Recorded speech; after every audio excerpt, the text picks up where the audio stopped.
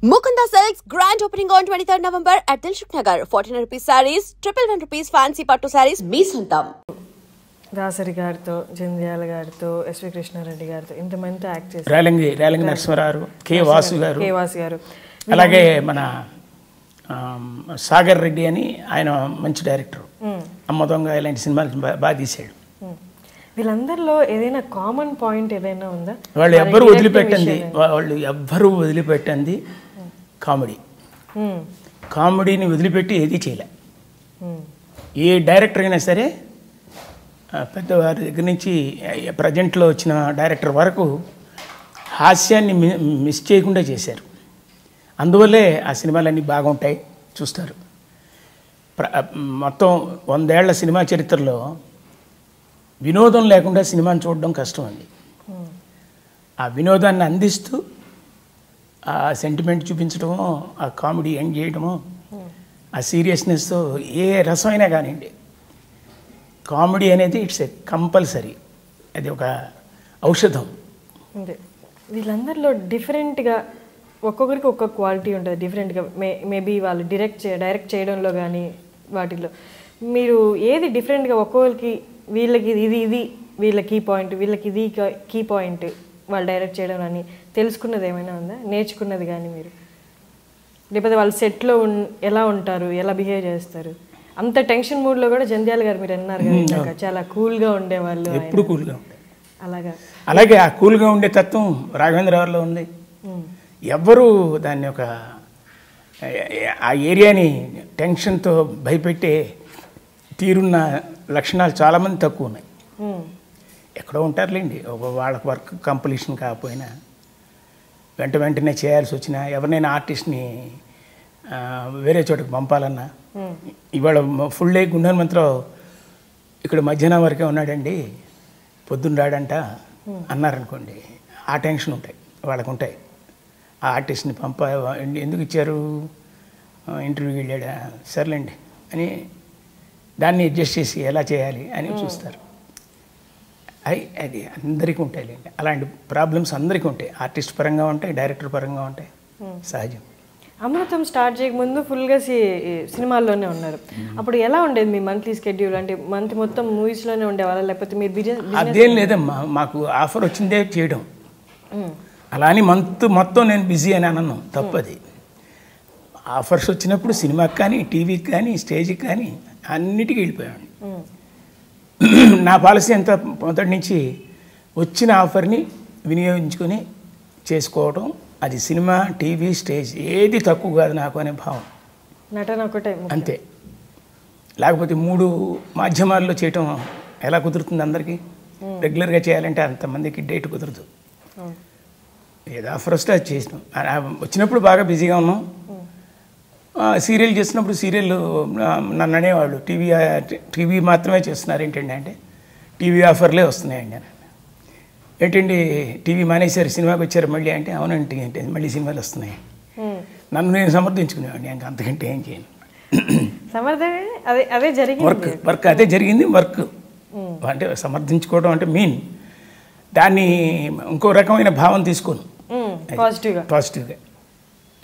మీరు బిజినెస్ అన్నారు కదా మీ విజయవాడలో, అది ఇక్కడికి రావడంతో అది వదిలిపెట్టేసి అది మా తమ్ముడికి అప్ప చెప్పేసి వచ్చేసాను. ఇక్కడికి వచ్చాక ఫుల్ ఫ్లెడ్జ్గా ఇంకా అన్ని మొత్తం దీని మీదే లైఫ్ అంతా, ఆర్టిస్ట్ లైఫ్. మీరు అప్పుడు 2014లో ఎన్నికల్లోకి కూడా, రాజకీయాల్లో కూడా రావడానికి చూశారు కదా? లేదమ్మా, నాకు అసలు ఇష్టం లేదు.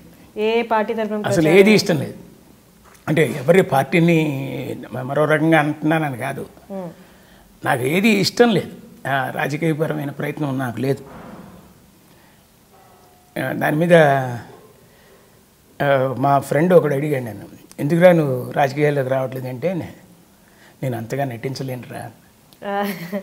ఇంతవరకే నటించగలను సినిమాల వరకు, అంతే తప్ప ఏదో వాళ్ళ మీద గ్లెడ్జీలు పార్టీల మీద చిన్న చూపు ఏం కావమ్మా, నాకు పెద్ద ఇంట్రెస్ట్ లేదు. షూటింగ్ లేనప్పుడు ఎలా ఉంటుంది మీ డే? బుక్స్ చదువుతుంటారా? ఎలా జరిగిపోతుంది? బుక్స్ చదువుతాను, టీవీస్లో వచ్చే ప్రోగ్రామ్స్ అన్నీ చూస్తాను, సినిమా పాటలు బాగా వింటాను, మ్యూజిక్ అంటే ఇష్టం.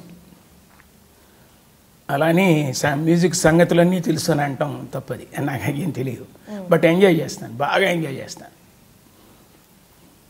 కొత్త కొత్త రాగాలు, కొత్త కొత్త భావాలు ఎవరైనా పాడుతున్నవి చాలా ఆనందిస్తాను. ఎంత బాగా అందిరా, ఎంత బాగా అన్నారు. ఆ రాగం ఏంటో, దాని లక్షణాలు ఏంటో కూడా నాకు తెలియదు, కానీ పాడుతున్న విధానం చూసి ఎంత గొప్పగా పాడారో అనిపిస్తుంది. అలా హిందీ, తెలుగు, తమిళ్ కూడా చూస్తాను. మీకు అప్పట్లో ఇప్పుడైనా చెప్పండి, మీ బాగా అభిమానించే యాక్టర్ కానీ యాక్ట్రెస్ కానీ. సూర్యకాంతమ్మ గారు, ఆవిడ్ని ఆరాధిస్తాను. అంత గొప్ప ఆర్టిస్ట్. ఆవిడ నటించదు, జీవిస్తుంటుంది. మన ఇంట్లో ఉంటుందే మా క్యారెక్టర్ అనుకుంటాం, అంత జీవిస్తుంది అన్నమాట. ఆ మాట్లాడే తీరు, ఆ పక్క వాళ్ళు మాట్లాడుతుంటే దానికి రియాక్ట్ అయిపోవటం, తెలుసులే అమ్మ అని ఇట్లాంటివన్నీ ఎంత న్యాచురల్. అంటే ఆవిడ నటిస్తూ ఉందని అంటే ఆర్టిస్ట్గా వచ్చిన ఆవిడే మొదటి నుంచి. కాకినాడ దగ్గర ఊరట. ఏంటి అసలు ఆర్టిస్ట్ ఏంటి, ప్రపంచంలో లేరండి అంత ఫాస్టెస్ట్ డైలాగ్ చెప్పే ఆర్టిస్ట్. స్పీడ్ చకచక చెప్పేస్తుంది, తడుముకోదు, వెతుక్కోదు. ఎలా కావాలంటే అలా కొట్టాలంటే పెట్టా కొట్టేస్తుంది. నిజంగా కొట్టేసేవాళ్ళ? సరదా అలా అనిపిస్తుంది, అలా అనిపిస్తుంది బాగా. నాకు ఫస్ట్ సూర్యకాంతం గారు ఇష్టం. ఇక రంగారావు వీళ్ళందరూ, కొన్ని సినిమాలు నాగేశ్వరరావు, రామారావు గారు, పాత తరం అంతా భలే ఇష్టం అండి. రమణారెడ్డి గారు, రేలంగి గారు, పద్మనాభం గారు, రాజనాల్ గారు, వీళ్ళని వాళ్ళందరూ బాగా చేశారు. ఒక కమెడియను, ఒక విలను, ఒక క్యారెక్టర్ యాక్టర్ అని కాదండి, పర్ఫార్మెన్స్ ఎంత బాగా చేశారో న్యాచురల్గా, వాళ్ళందరూ ఇష్టం. న్యాచురల్ పర్ఫార్మెన్స్ అంటే ఇష్టం నాకు. తెచ్చిపెట్టుకున్న నటన, తెచ్చిపెట్టుకున్న యాక్టింగు, అవన్నీ కృతజ్ఞంగా ఉంటాయి. చూస్తాం కానీ అంత పెద్ద సాటిస్ఫాక్షన్ అనిపించవు. ఇప్పటి సినిమాలకి అప్పటి సినిమాలకి ఏదైనా మిస్ అయిన ఫ్యాక్టర్ ఏమన్నా మీకు అనిపిస్తుందా యాక్టింగ్ పరంగా? మిస్ అయిన ఫ్యాక్టర్ అంటే ఇప్పటి సినిమాలు కూడా ఎంతో ఇంటలెక్చువల్ క్యారెక్టరైజేషన్స్ ఎన్నో ఉన్నాయి. మర్చిపోవడాలు ఏముంటాయిలేండి, క్యారెక్టరైజేషన్ బ్రహ్మాండంగా చేయిస్తున్నప్పుడు ఇది మర్చిపోయారు, అది మర్చిపోవటాలు ఉండవు. అప్పటికి ఇప్పటికి ఏంటంటే అదొక డీటెయిల్డ్గా, ఒక స్లోగా ప్రాసెస్ ఉండేది. ఇప్పుడు ఎంతో గగనం, వేగం.